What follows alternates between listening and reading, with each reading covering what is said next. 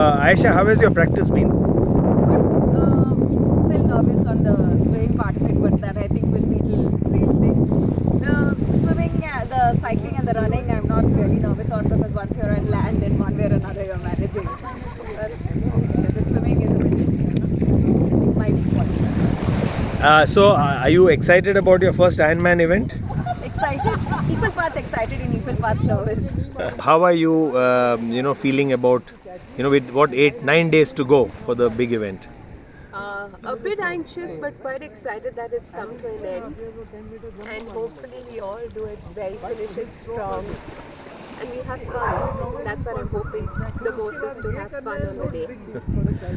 I believe even the training process is so much fun and Oh, yeah. exciting. Yeah, I think that's the only reason why we actually did it, because it was so much fun.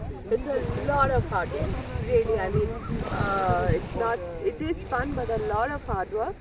But if you're having fun, then you don't feel the stress of the training.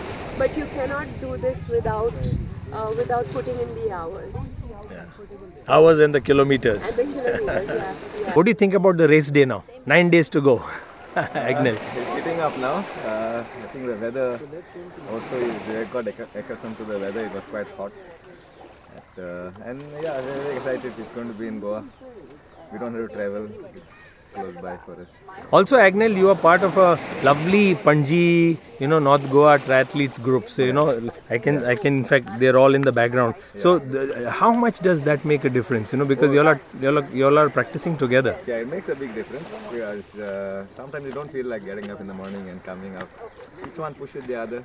And a little bit of competition, which is also good. I think we all learn together in this process. It was a nice journey being together.